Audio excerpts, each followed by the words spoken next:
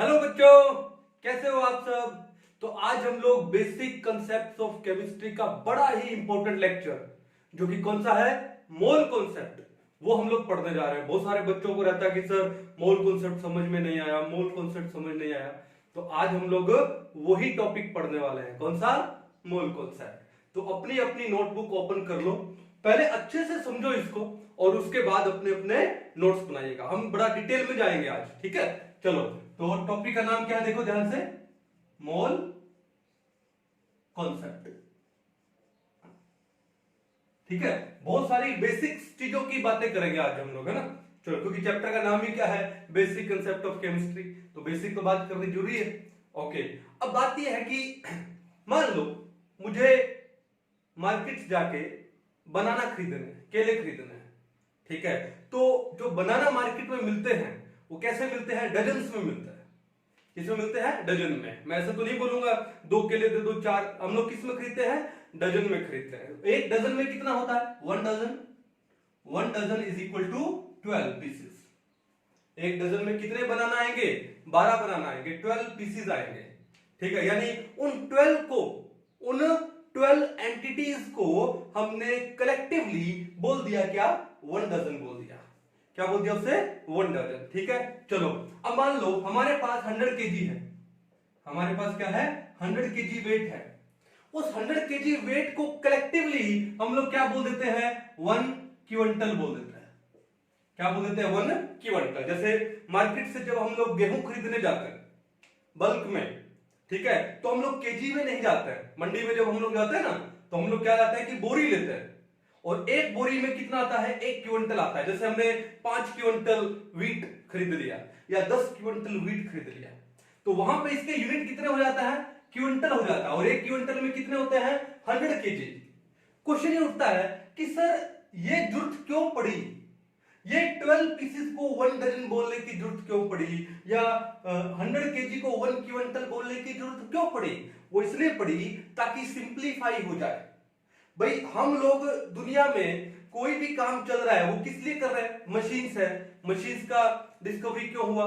ताकि कोई भी काम क्या हो जाए? सिंप्लीफाई हो जाए, ठीक है ना। तो इसलिए हम लोगों ने कि 100 केजी को बोलने के कंपैरेटिवली अगर हम लोग बोलते हैं ना 1 क्विंटल, बड़ा सिंपल सा लगता है, ठीक है।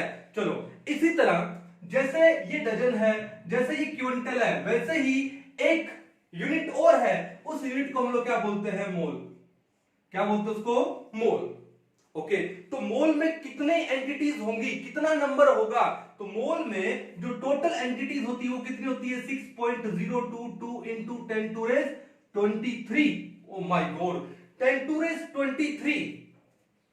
इतने बड़ी यूनिट को बोलने के लिए, किसी को समझाने के लिए पसीना निकल जाएगा भाई। इसलिए इस इतने बड़ी यूनिट को एक सिंपल यूनिट के अंदर बोल दिया क्या? मोल।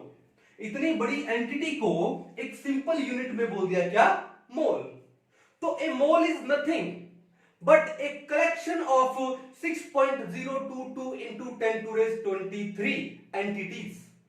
अब ये कहां से आया, कैसे आया, सब पढ़ेंगे डिटेल में। तो मोल क्या होता है? Just like dozen, just like quintal, mole भी क्या है? एक यूनिट है, ठीक है। And it is a collection of 6.022 into 10 to raise 23 entities. अब वो एंटिटीज क्या हो सकती है? They can be atoms, they can be molecules, they can be ions and they can be particles. कुछ भी हो सकता है, ठीक है ना।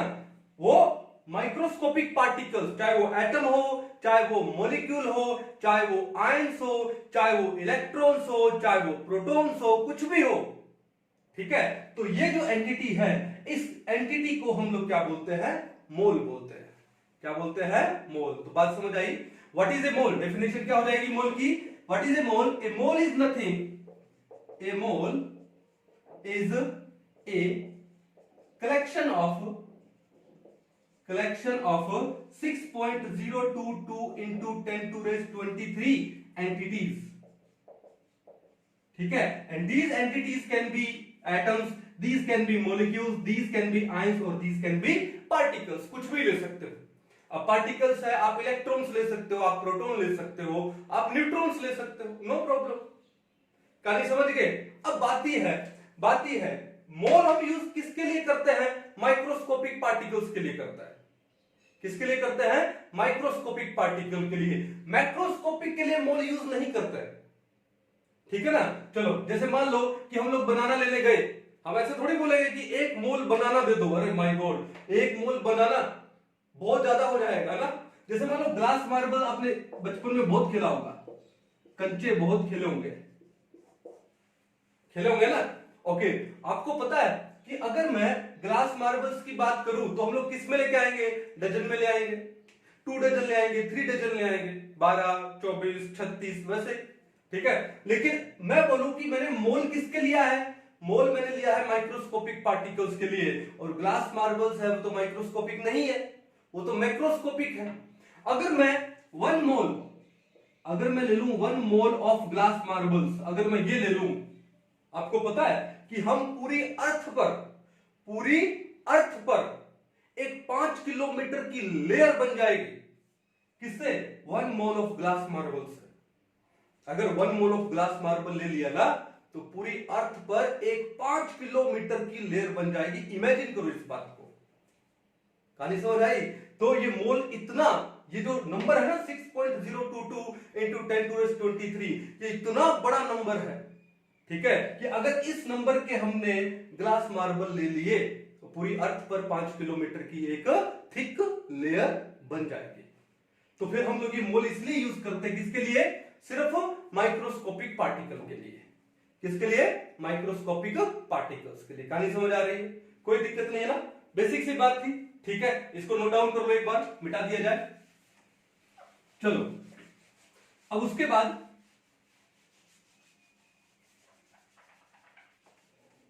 अब बात ये आती है कि सर ये नंबर आया कहां से, ये नंबर हमारा आया कहां से। तो ये नंबर आया कहां से, देखो इसको समझाने के लिए पहले मेरे को आपको एक बात समझानी पड़ेगी, क्या, एटॉमिक मास। क्या समझाना पड़ेगा, एटॉमिक मास। अब ये एटॉमिक मास क्या होता है, ठीक है, the mass of an atom is the atomic mass. एक एटम के मास को हम लोग क्या बोलेंगे, एटॉमिक मास बोलेंगे। एटॉमिक मास 2 टाइप का होता है। एटॉमिक मास कितने टाइप का होता है, 2 टाइप का। एक होता है जिसको हम लोग लिखते हैं किससे, यू से। किसे लिखते हैं, यू, जिसको हम लोग क्या बोलते हैं, यूनिफाइड मास। यूनिफाइड मास, यूनिफाइड मास तो आज बोलने लगे हैं, पहले इसको बोलते थे एटॉमिक मास यूनिट। पहले इसको क्या बोलते थे, AMU। बात करेंगे डिटेल में इसकी भी। AMU का मतलब क्या होता है, एटॉमिक मास यूनिट, ठीक है। तो एटॉमिक मास 2 टाइप का होता है। पहला टाइप कौन सा है, यूनिफाइड मास या फिर एटॉमिक मास यूनिट। और जो दूसरा टाइप है वो कौन सा है, ग्राम। दूसरा टाइप कौन सा है, ग्राम। ओके, अब ग्राम और ये यूनिफाइड मास, इनमें डिफरेंस क्या है वो हम लोग बात करते हैं, ठीक है। तो देखो क्या था कि बिगिनिंग में कि साइंटिस्ट लोग थे, तो उन्होंने क्या काम किया, किसी एटम के मास को निकालने के लिए हाइड्रोजन को क्या माना, एक रेफरेंस एलिमेंट माना। हाइड्रोजन को क्या माना, एक रेफरेंस एलिमेंट। अब जो हाइड्रोजन होता है, ये जो हाइड्रोजन होता है, it is the lightest element in the periodic table. Hydrogen is the lightest element in the periodic table. और इसका जो मास था, इसका जो मास है वो कितना मान लिया गया, 1 मान लिया गया। इसका मास क्या मान लिया गया, 1 मान लिया गया। और इसके मास से कंपेयर करके बाकी सारे एलिमेंट्स का मास भी निकाले जाने लगा। फिर उसके बाद क्या हुआ कि 1961 की बात है। कब की बात है, 1961 की बात है कि जो इंटरनेशनल यूनियन ऑफ केमिस्ट, क्या, इंटरनेशनल यूनियन ऑफ केमिस्ट, इन्होंने क्या काम किया, इन्होंने कार्बन के सबसे ज्यादा स्टेबल आइसोटोप, कार्बन के सबसे ज्यादा स्टेबल आइसोटोप जो कि कौन सा है, C12, जो कि कौन सा है, C12, उस C12 को इन्होंने स्टैंडर्ड माना, ठीक है। C12 it was assumed as a standard to determine atomic masses of different elements। जो इंटरनेशनल यूनियन ऑफ केमिस्ट थी, इन्होंने 1961 से 1961 से C12 को, जो कि कार्बन का सबसे ज्यादा स्टेबल आइसोटोप है, उसको उन्होंने क्या माना, स्टैंडर्ड माना to determine the what atomic masses of different elements. Clear है? अब इन्होंने क्या बोला कि जो C12 है, C12, अभी C12 का मतलब क्या है, देखो ध्यान से, ये कार्बन का सिंबल हो गया C, ओके, इसका एटॉमिक नंबर कितना होता है 6, जो कि हम लोग लेफ्ट लोअर में लिखते हैं, और इसका एटॉमिक मास वो कितना हो गया 12 हो गया, जो कि हम लोग राइट अपर में या लेफ्ट अपर में भी लिखते हैं, की बात है। अब ये 12 का मतलब क्या होता है कि नंबर ऑफ प्रोटॉन प्लस में neutron, number of proton plus में न्यूट्रॉन कितना है 12 है, और इसको हम लोग कैसे लिखते हैं, ए से लिखते हैं, ए, और ए स्टैंड्स फॉर एटॉमिक मास, और जो ये है atomic number which is the number of proton, इसको हम लोग किससे लिखते हैं, जेड से लिखते हैं। देखो कैसे, सी ये हो गया जेड, ये हो गया ए, कहानी समझ गए? अब जो एटॉमिक मास में क्या होता है, प्रोटॉन होते हैं, न्यूट्रॉन होते हैं, और एटॉमिक मास का मतलब मास ऑफ एटम, और एक एटम का मास किसमें होता है, न्यूक्लियस में होता है। Mass of an atom is the mass of an atom is equal to the mass of a nucleus। एक एटम का मास क्या होता है, मास ऑफ द न्यूक्लियस, और न्यूक्लियस में सिर्फ दो ही चीजें होती है, कौन से, प्रोटॉन प्लस में न्यूट्रॉन। ओके, तो जो कार्बन है, कार्बन के अंदर जो प्रोटॉन और न्यूट्रॉन का जो नंबर है वो कितना है, टोटल 12 है। कितना है 12, इसलिए हमने इसको लिखा C12। इसका मतलब जो टोटल यूनिट्स है यहां पर वो कितनी है 12, there are total 12 units in C12। ये बात समझ आ गई? अब बात ये था कि पहले क्या होता था कि मास स्पेक्ट्रोमीटर, एक टेक्निक होती है, उसको हम लोग क्या बोलते हैं, मास स्पेक्ट्रोमीटर। उस मास स्पेक्ट्रोमीटर से हम किसी भी माइक्रोस्कोपिक पार्टिकल का जो मास है वो निकाल सकते हैं, ठीक है। लेकिन पहले वो टेक्निक थी नहीं, तो वो टेक्निक नहीं थी, तो इस वजह से इन्होंने क्या काम किया साइंटिस्ट लोगों ने, जो कार्बन का सबसे स्टेबल आइसोटोप था C12, उसको स्टैंडर्ड माना, ठीक है। उसको स्टैंडर्ड मान करके बाकी सारे जो एलिमेंट्स का जो मास है वो निकाला गया।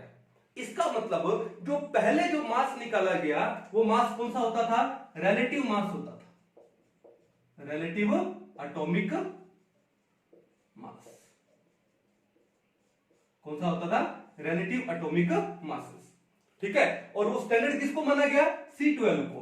और C12 में टोटल कितने यूनिट्स है, यहां पर 12 यूनिट्स है, लेकिन हमको किसका मास चाहिए, हमको 1 यूनिट का मास चाहिए। तो क्या काम करो, इसका जो भी वेट है उसका 112 ले लो, तो वो जो वेट आएगा उस वेट को हम लोग क्या बोलते हैं, एटॉमिक मास यूनिट बोलते हैं। क्या बोलते हैं उसको हम लोग, atomic mass unit, AMU।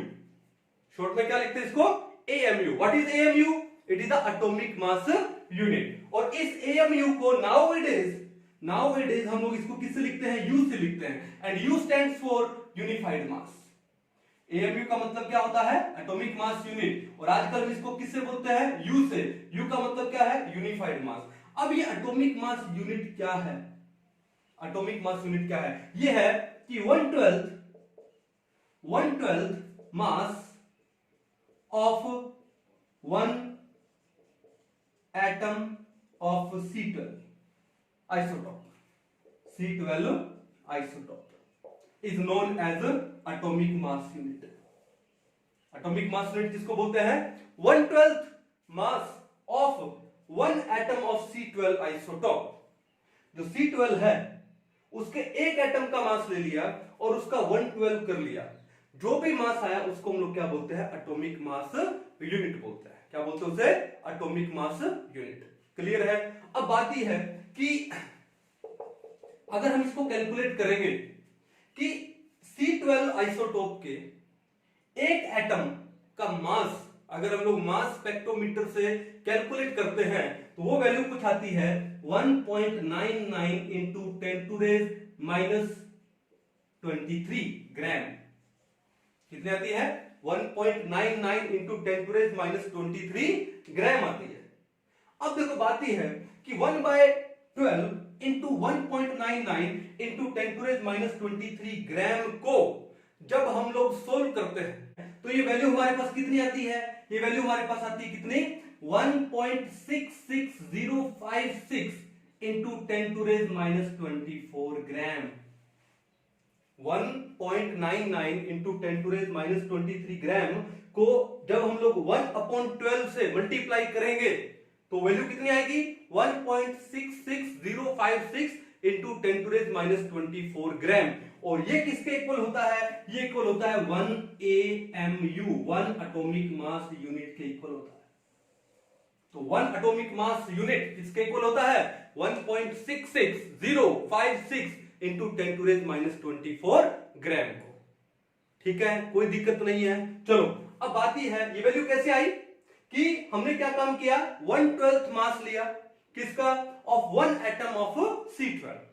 Okay, और जो C12 के एक एटम का मास हम लोग निकाल लेते हैं किससे मास स्पेक्ट्रोमीटर से।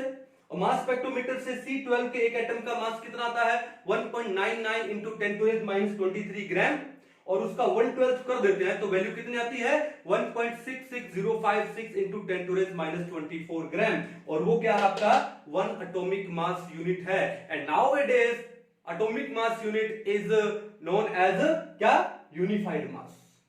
ये बात क्लियर है। अब देखो बात क्या है कि अब ये जो हमने AMU निकाला इस AMU से हम लोग बाकी जितने भी एलिमेंट्स हैं उनका मास निकालते हैं।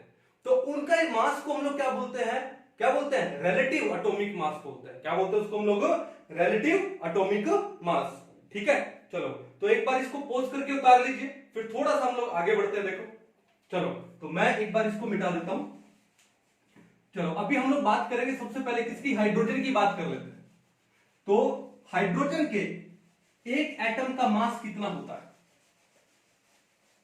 हाइड्रोजन का एक एटम का जो मास है किसकी बात करूं सबसे पहले मैं देखो हाइड्रोजन की बात कर लेता हूं।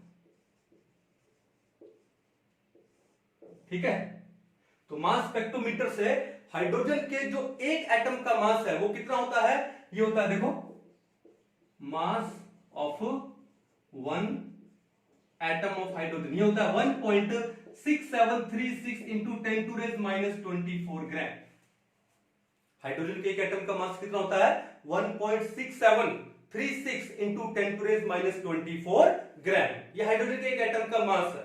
ठीक है, लेकिन इस मास को अगर मैं इस AMU से रिलेट करूं तो वो मास कितना आता है, तो देखो वो आएगा आपका कितना 1.6736 इंटू 10⁻⁻24 ग्राम अपॉन क्या लिखूं वही 1/12 of mass of 1 atom of C12, 1/12 mass of 1 atom of C12 और वो कितना है हमारे पास 1.66056 इंटू 10⁻⁻24 ग्राम। ठीक है, तो कर लेते हैं इसको 1.6736 इंटू 10⁻⁻24 ग्राम और ये कितना है 1.66056 इंटू 10⁻⁻24 ग्राम। यही है। और जब हम उसको सोल्व करेंगे तो वैल्यू हमारे पास कुछ ऐसा आती है 1.0078। कितनी वैल्यू आती है 1.0078 या फिर हम इसको लिख देते हैं क्या 1.008 और आगे हम लोग क्या लगा देते हैं इसके AMU atomic mass unit. Simple. ठीक है, अब देखो ये जो हमने मास निकाला है मास ऑफ 1 एटम ऑफ हाइड्रोजन, ये जो हमने मास निकाला है हाइड्रोजन का आगे हमने क्या लिखा है इसके AMU। तो इस मास को हम लोग बोलते हैं रिलेटिव एटॉमिक मास। क्या बोलते हैं इसको हम लोग रिलेटिव एटॉमिक मास। तो ये जो हम लोग AMU निकालते हैं वो मास क्या होता है रिलेटिव एटॉमिक मास होता है। आपको कोई भी एटम दे दिया जाए, जैसे और एग्जांपल लेते हैं, जैसे मान लो आपको इन्होंने दे दिया क्या नाइट्रोजन दे दिया और नाइट्रोजन के एक एटम का मास इन्होंने क्या दे दिया 14U। कितना दे दिया 14 यूनिफाइड मास। अब इसके आगे आप देखो क्या लगा है U लगा है, या फिर आपको दे देते हैं क्या 14 AMU, आगे क्या लगा है AMU। तो आपके माइंड में इमीडिएट आ जाना चाहिए कि आगे यूनिफाइड मास लगा है, आगे एटॉमिक मास यूनिट लगा है, इसका मतलब ये कौन सा है, ये है रिलेटिव एटॉमिक मास है। ये कौन सा है, रिलेटिव एटॉमिक मास। और रिलेटिव एटॉमिक मास में कौन से एटम को स्टैंडर्ड माना जाता है, कार्बन को, C12 आइसोटॉप को। क्लियर है। जैसे मान लो ऑक्सीजन है, ऑक्सीजन का कितना मास है, मान लो 16 U है, तो आगे U लग गया, समझ आना चाहिए कौन सा है, रिलेटिव एटॉमिक मास है। क्लियर है, कर लोगे। जैसे सोडियम है, सोडियम के एक एटम का मास कितना होता है, 23 U होता है, कौन सा हो गया, रिलेटिव एटॉमिक मास। ठीक है, तो मैंने बोला एटॉमिक मास दो टाइप का होता है, पहला होता है U यूनिफाइड मास, ठीक है, और दूसरा होता है किसमें, ग्राम में। अब जो यूनिफाइड मास में निकालेंगे जो भी मास, तो उस मास को हम लोग क्या बोलेंगे, रिलेटिव एटॉमिक मास बोलेंगे। उस मास को क्या बोलेंगे हम लोग, relative atomic mass. I hope सबको अच्छे से समझ आ गया होगा। एक बार इसको नोट डाउन कर लो, ठीक है, फिर हम लोग आगे बढ़ते हैं। ठीक है, चलिए पॉज कर लो, और पॉज करने के बाद एक बार इसको उतार लीजिए, बढ़े आगे। चलो, तो ये तो था हाइड्रोजन की बात हो गई, नाइट्रोजन की बात हो गई, ऑक्सीजन की बात हो गई, सोडियम की भी बात हो गई। चलिए अब बात ये आती है कि सर ये जो आपने बोला कि 1 मोल है, ये क्या बोला हम लोगों ने कि 1 मोल में कितना होता है, 6.022 इंटू 10⁻23 एंटिटीज होती है। ये वैल्यू कहां से आई सर, तो ये वैल्यू निकालते हैं। तो मोल डेफिनेशन में जाते हैं। मैंने क्या बोला, मोल क्या होता है, a mole is nothing but a collection of these entities. और वो एंटिटीज आई कहां से, तो मैंने क्या बोला, उसके लिए पहले हम लोग एटॉमिक मास पढ़े, और एटॉमिक मास में जो स्टैंडर्ड एलिमेंट माना जाता है वो किसको माना जाता है, C12 को माना जाता है। अब एक काम करते हैं कि जो C12 हमने लिया, हमने जो कार्बन का ये जो सबसे स्टेबल आइसोटोप लिया C12, उस C12 का ये 12 ग्राम ले लो। क्या ले लो, ये 12 ग्राम। ओके, इस 12 ग्राम में, 12 ग्राम ऑफ C12 में जितने भी एटम्स होंगे इस C12 के, वो एटम को हम लोग क्या बोल देते हैं, आंख बंद करके 1 मोल। क्या बोल देते हैं उसको, 1 मोल। ठीक है, so the number of atoms present in, देखो क्या लिखूं मैं, number of atoms present in exactly 12 gram of C12 isotope is known as a mole। उसी को हम लोग मोल बोलते हैं कि जो C12 जो आइसोटोप है कार्बन का, उसके 12 ग्राम में, एग्जैक्ट 12 ग्राम में जितने एटम्स प्रेजेंट है कार्बन के, उन एटम्स का नंबर है, that is 1 mole. That is 1 मोल। तो वो नंबर निकाल के देखते हैं कैसे। तो कैसे निकालेंगे, तो ये निकालेंगे हम लोग, देखो 12 ग्राम अपॉन 12 ग्राम अपॉन, अभी काम करते हैं, कार्बन के एक एटम का मास ले लेते हैं, और कार्बन के एक एटम का मास किससे, मास स्पेक्ट्रोमीटर से निकाले। किससे निकाले, मास स्पेक्ट्रोमीटर से। तो वो कितना आता है, 1.99 इंटू 10 टू रेज कितना लिखो यहां पे, -23 ग्राम। ठीक है, what is the mass of 1 atom of C12 by mass spectrometer, कितना आता है, 1.99 इंटू 10 टू रेज -23 ग्राम आता है। अब हमने कार्बन के 12 ग्राम ले लिए, अपॉन यानी डिवाइड कर दिया एक एटम के मास से, कार्बन के एक एटम के मास से डिवाइड करेंगे।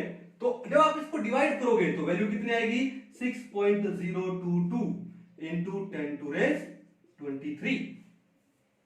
कितनी वैल्यू आएगी, 6.022 इंटू 10 टू रेज 23। क्या ये वही वैल्यू है, बिल्कुल वही वैल्यू है। और इसी वैल्यू को हम लोग क्या बोलते हैं, 1 मोल बोलते हैं।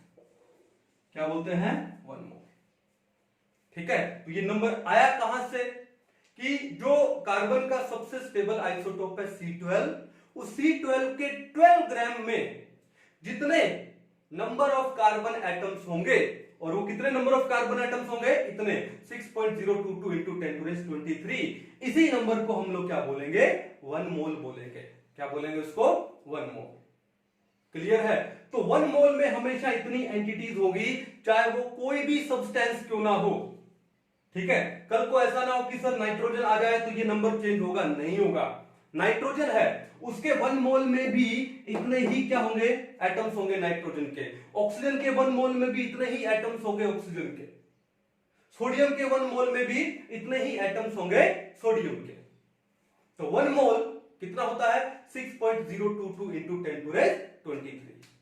क्लियर है? कोई इशू नहीं है, कर पाओगे? चलो अब एक काम करते हैं, हमने निकाला यूनिफाइड मास, ठीक है। अब मैंने बोला दूसरा एटॉमिक मास कौन सा है, ग्राम में लिखते हैं जिसको हम लोग, किसमें लिखते हैं, ग्राम में। इस मास को हम लोग क्या बोलते हैं, एक्चुअल मास बोलते हैं। क्या बोलते हैं इसको हम लोग, एक्चुअल मास। ये मास क्या था, इस मास को हम लोग बोलते हैं क्या, रिलेटिव मास।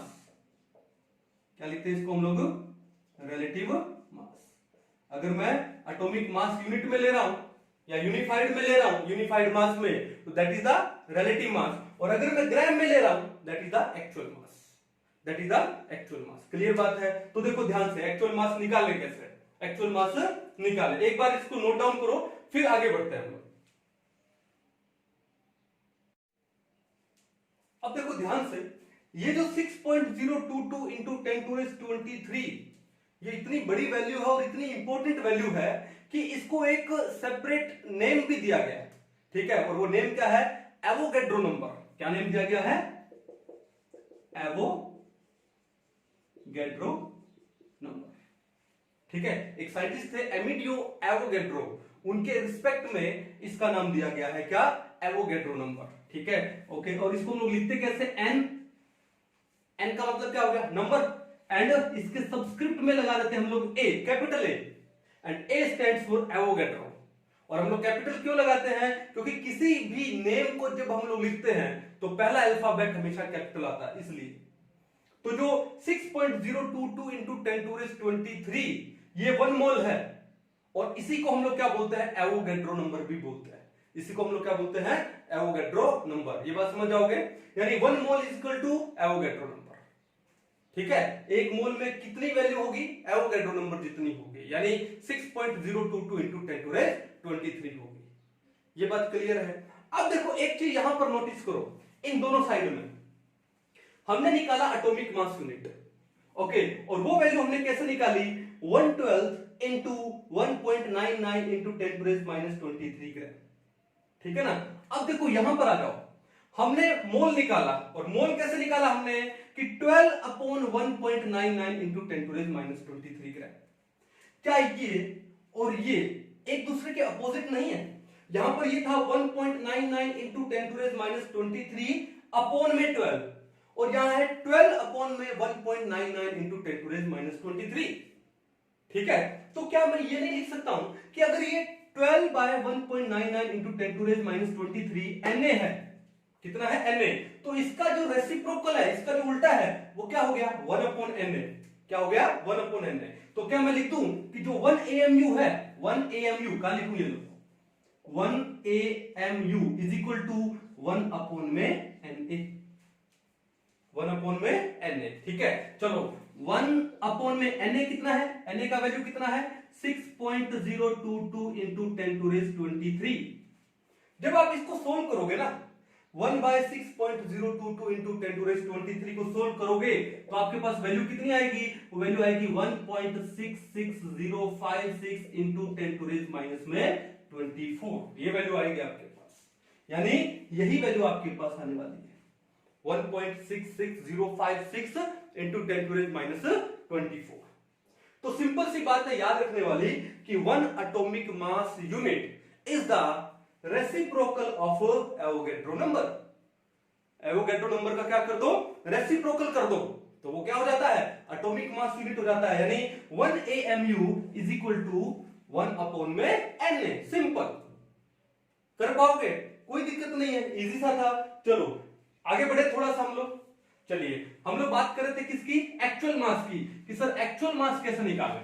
ठीक है, तो एक्चुअल मास किसमें होता है, ग्राम में होता है। तो एक काम करते हैं, अगर किसी भी एलिमेंट का मास को हम लोग यूनिफाइड में ले लिया या AMU में ले लिया, तो वो तो हो गया रिलेटिव मास, वो तो क्या हो गया, रिलेटिव मास, और अगर उसको ग्राम में ले लिया तो वो क्या हो गया आपका एक्चुअल मास। तो जैसे जैसे मान लो कि हम लोग कैसे लिखे, हाँ, एक्चुअल मास, जैसे मान लो सबसे पहले किसका ले लिया, हाइड्रोजन का ले लिया, किसका ले लिया, हाइड्रोजन के एक एटम का। ओके, तो हाइड्रोजन का एक्चुअल मास कितना है 1.008। चलो पहले रिलेटिव मास कितना हाइड्रोजन का 1.008 AMU, यही तो है। अब आपको कुछ नहीं करना है, आपको क्या करना है 1.008 इस AMU को, और AMU किसके इक्वल होता है 1/Na, 1/Na, और आगे क्या लगा दोगे ग्राम, क्या लगा दोगे आगे ग्राम। ठीक है, तो AMU को हटा के वहां पर 1/Na और क्या लगा दोगे ग्राम।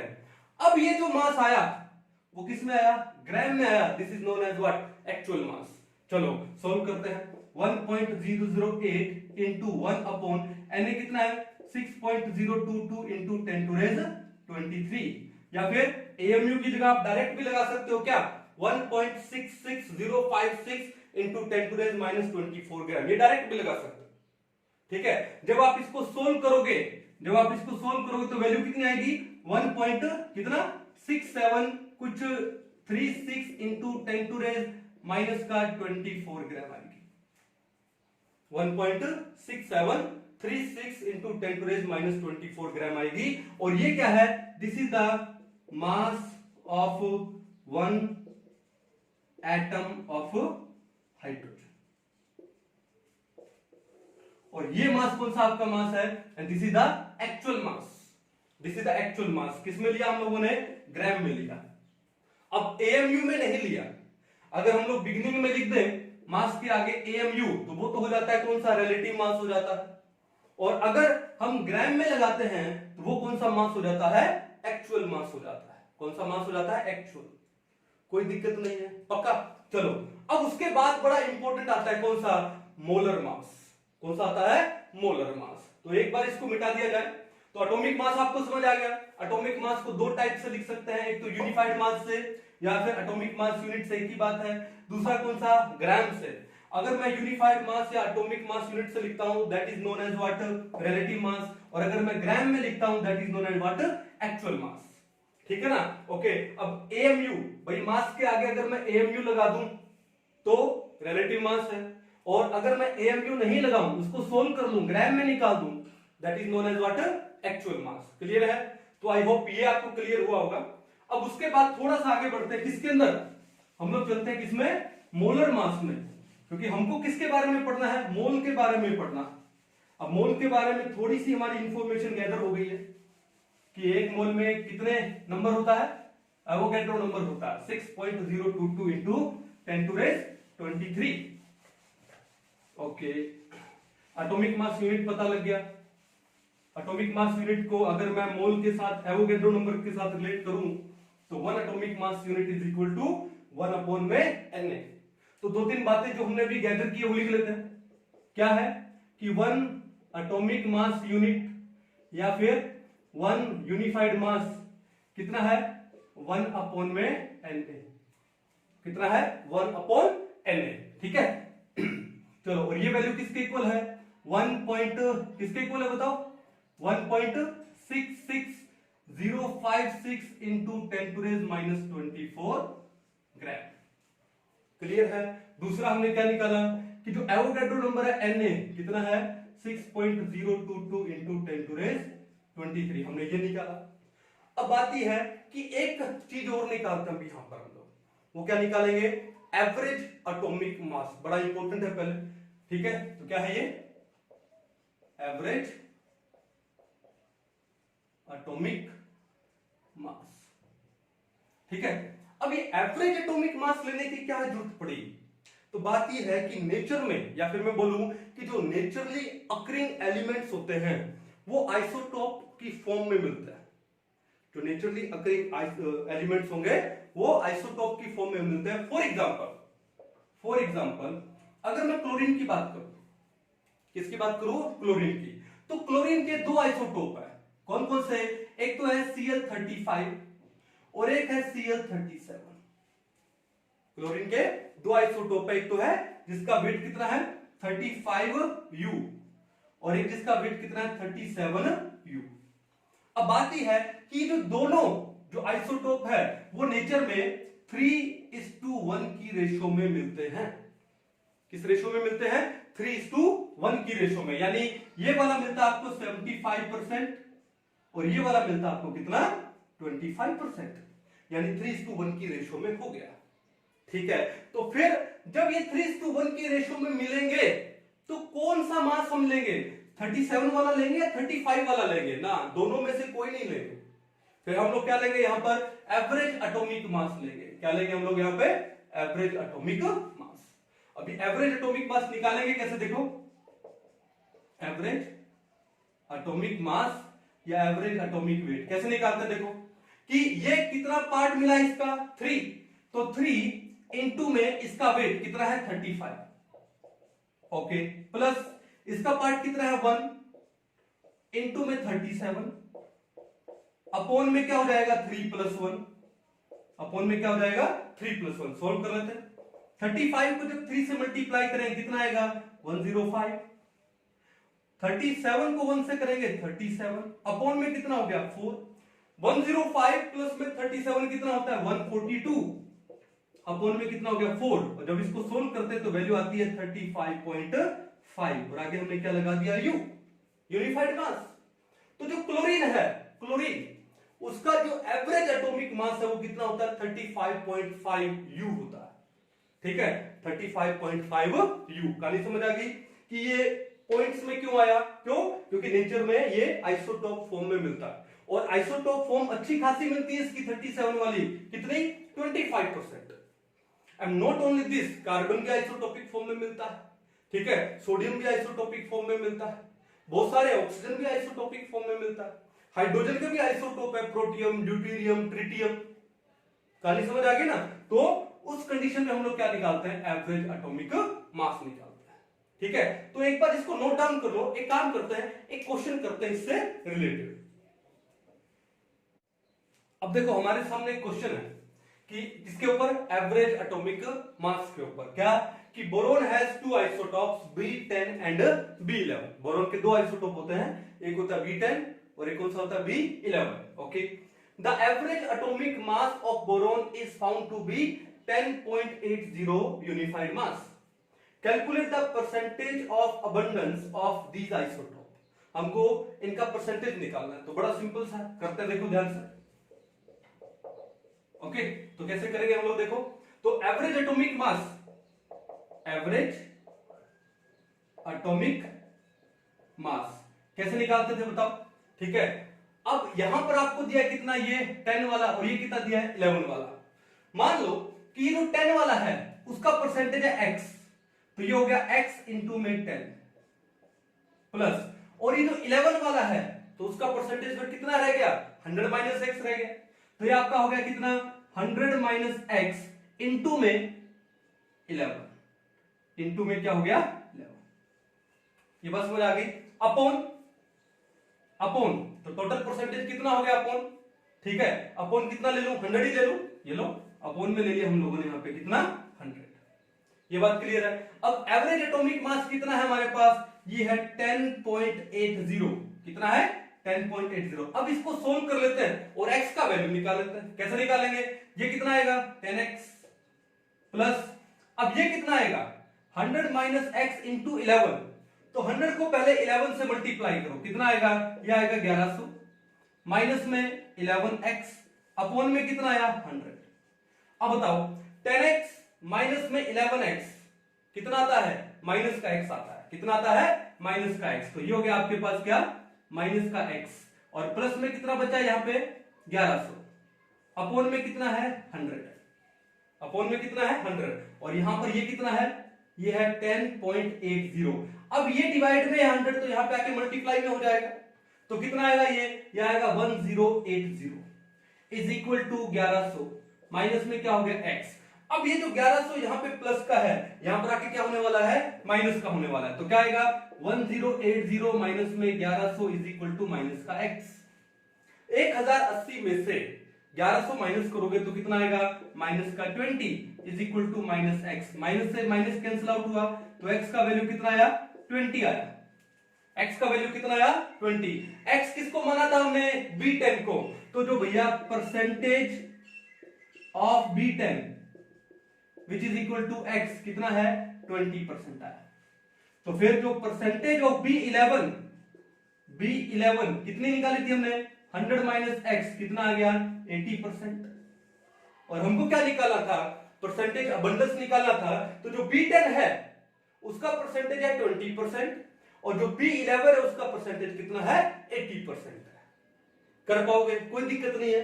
तो बड़े ही सिंपल से बेसिक से क्वेश्चन आएंगे, तो एक बार इसको पॉज करके उतार लो, ठीक है। चलिए मिटा दिया जाए। तो हम लोग बात कर रहे थे किसकी, मोल की बात कर रहे थे, और मोल की बात करते करते हम लोग बीच में आ गए किसके रिलेटिव मास में आ गए, फिर हम लोग आ गए किसमें एटॉमिक मास में आ गए। अभी हम लोगों ने क्या किया एवरेज एटॉमिक मास निकाला है, ठीक है। चलो अब थोड़ा सा और आगे बढ़ते हैं हम लोग, ठीक है। तो बात ही है अब कुछ एक प्रैक्टिस किया जाए जिससे हमारा ये जो मोल वाला जो टॉपिक है वो थोड़ा और क्लियर हो जाए। कैसे, अब देखो एग्जाम में कुछ एक क्वेश्चन आता है, ठीक है। तो पहले हम लोग बेसिक से क्वेश्चन करते हैं कि मान लो आपको दे दिया जाए कि जो वाटर है H2 है, वाटर है, वाटर के एक मोल में टोटल कितने एटम्स होते हैं। तो मैं क्या लिखूंगा देखो, number of atoms in 1 mole of water, number of atoms in 1 mole of water. अब बात यह है वाटर के 1 मोल में, 1 मोल का मतलब कितना होता है एवोगैड्रो नंबर, और हमको निकालना है क्या एटम्स। हमने लास्ट टाइम क्या पढ़ा था बताओ, हमने एटॉमिसिटी निकाली थी। एवोगैड्रो हाइपोथेसिस के जो एप्लीकेशन पढ़ रहे थे हम लोग, तो हमने पहला क्या निकाला था एटॉमिसिटी, कि एक मॉलिक्यूल में तो टोटल नंबर ऑफ एटम्स होते हैं, that is known as atomicity. अब वाटर तो एक मॉलिक्यूल है, वाटर तो क्या है एक मॉलिक्यूल है, इट इज ए मॉलिक्यूल। अब इसका एटॉमिसिटी कितना है बताओ, 2 हाइड्रोजन और 1 ऑक्सीजन। तो इस वाटर मॉलिक्यूल में, 1 वाटर मॉलिक्यूल में टोटल कितने एटम्स हैं 3 एटम्स है। टोटल कितने एटम्स है 3 एटम्स है। तो अब देखो ये आपको एक मॉलिक्यूल में 3 एटम है, तो इसके एक मोल मॉलिक्यूल में कितने होंगे, कितने हो जाएंगे 3 मोल एटम्स हो जाएंगे। कितने हो जाएंगे 3 मोल एटम्स, कितने 3 मोल। और आपको निकालना क्या है number of atoms in 1 mole of water, तो कितने आते हैं 3 मोल आते हैं, ठीक है। या फिर मैं इसको क्या लिख सकता हूं 3 मोल को हटा के क्या लिख दूं Na, 3 Na एटम्स, हम ये भी लिख सकते हैं। वो डिपेंड करता है कि आपको ऑप्शन में दिया क्या गया है। और अगर ऐसे नहीं, अगर आपको एक नंबर दिया गया तो क्या लिखोगे 3 इंटू, अब इस Na की जगह वैल्यू पुट कर दो 6.022 इंटू 10 to the 23, इतने एटम्स हो जाएंगे। और इसको हम लोग सोल्व कर लेंगे, जब 6.022 को 3 से मल्टीप्लाई करते हो तो वैल्यू आएगी 18.066 इंटू 10 to the 23, जिसको जब हम लोग साइंटिफिक में लेंगे तो ये पॉइंट यहां से हट के यहां पर आ जाएगा, क्या आ जाएगा 1.8066 into 10 to the 24 atoms. Means water के एक मोल में टोटल कितने एटम्स है 1.8066 इंटू 10 to the 24 एटम्स है। तो इस टाइप से क्वेश्चन आ सकते हैं। जैसे मान लो थोड़ा और चलो और टाइप के क्वेश्चन करेंगे। देखो कि आपसे पूछ लिया जाए कि टोटल नंबर ऑफ पेन, अब पेन को मैं बता दूं मतलब क्या है, P stands for proton, E stands for electron and N stands for neutron. Proton, electron and neutron. So total number of pen in कितना लिखूं मैं in 14 gram of N3 negative ions। आपको N3 नेगेटिव आयन दिया है कितना 14 ग्राम, और उसमें total number of proton plus electron plus neutron कितना है, हमको ये निकालना है। क्लियर है, निकालने की कोई दिक्कत नहीं है। तो कैसे, सबसे पहले तो देखो ये क्या है, एक आयन दिया हुआ है, किसका नाइट्रोजन का एनायन है। तो नाइट्रोजन का एटॉमिक मास कितना होता है, एटॉमिक वेट कितना होता है, 14 U होता है एक एटम का, ठीक है। लेकिन यहां पर उन्होंने कितना दिया है, ग्राम में दिया है, तो किसका हो गया, 1 मोल का हो गया, ठीक है। तो इसका मतलब क्या है कि मास of 1 mole of nitrogen, mass of 1 mole of nitrogen, और वो भी कौन सा, एटम्स, कितना होता है, 14 ग्राम होता है, ठीक है। अब देखो जो एटम का वेट होता है, it is the weight of the nucleus, mass of the nucleus, और न्यूक्लियस में सिर्फ प्रोटॉन एंड न्यूट्रॉन होते हैं, इलेक्ट्रॉन नहीं होते हैं। तो इलेक्ट्रॉन का तो मास है ही नहीं, उसको तो मास को तो काउंट करते नहीं। तो अगर मैं नाइट्रोजन का मास बोलूं या फिर मैं लिख दूं कि N3 नेगेटिव का, तो बात तो एक ही है, क्योंकि 3 नेगेटिव से क्या आया, इलेक्ट्रॉन एक्स्ट्रा है, और इलेक्ट्रॉन के वेट को तो काउंट ही नहीं करते हैं, तो काउंट ही नहीं करते, तो पड़ा रहने दो।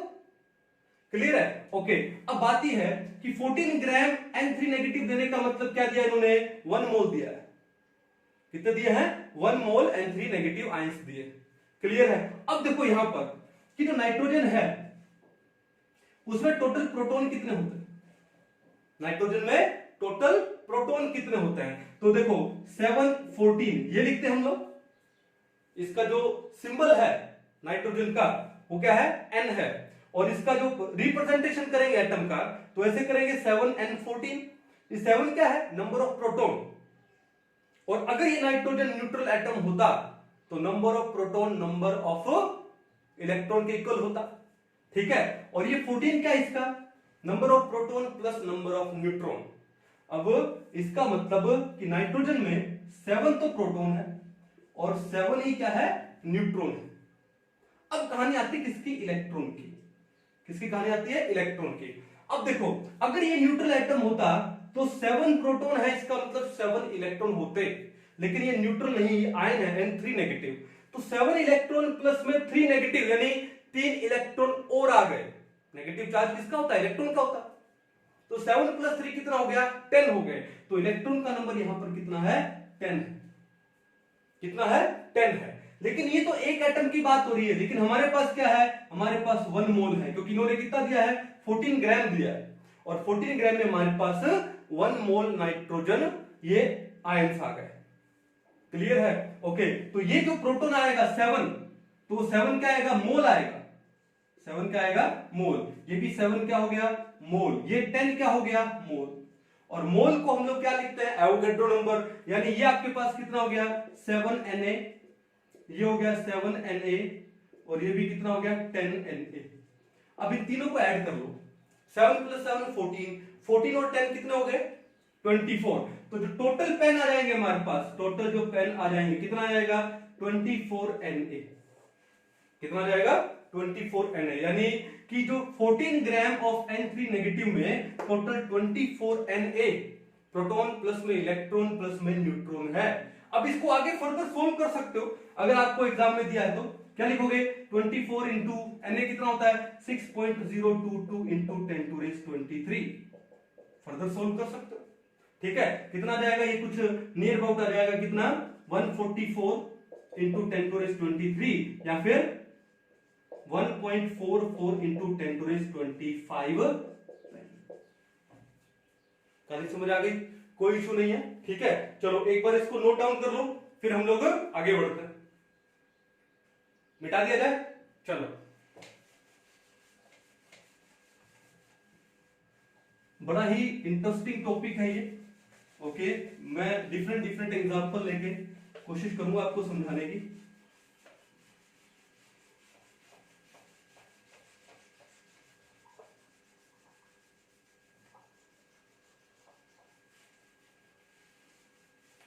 चलिए, तो कहने का मतलब क्या है कि हम लोग अब किसकी बात करेंगे, यहां पे मोलर मास की बात करेंगे। किसकी बात करेंगे, मोलर मास की। अब ये मोलर मास का मतलब क्या होता है, मास ऑफ 1 मोल। मोलर मास का मतलब क्या होता है, मास ऑफ 1 मोल, उसे हम लोग क्या बोलते हैं, मोलर मास बोलते हैं। फॉर एग्जाम्पल अगर मैं बोलूं मास ऑफ 1 एटम ऑफ सोडियम, अगर सोडियम के एक एटम का मास मेरे को निकालना है तो मैं क्या लिखूंगा 23 और आगे मैं क्या लगा दूंगा यू लगा दूंगा। क्या लगा दूंगा यू, यूनिफाइड मास, यानी इसके एक एटम का मास है। ठीक है, और इसको आगे मैं सोल्व कर सकता हूं कैसे 23 और यूनिफाइड मास क्या होता है 1/Na और 1/Na करूंगा 1 में Na, तो इसको सोल्व कर लेंगे तो क्या जाएगा ग्राम में आ जाएगा।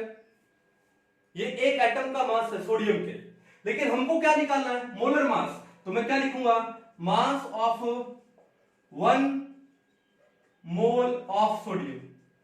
सोडियम के एक मोल का मास कितना है, देखो ये एक एटम का मास था, ये एक मोल का है, तो आपको क्या काम करना है कि जो मास एटॉमिक मास है उसके आगे डायरेक्ट लगा दो ग्राम, डायरेक्ट क्या लगा दो ग्राम, तो ये सोडियम के एक मोल का मास हो जाएगा।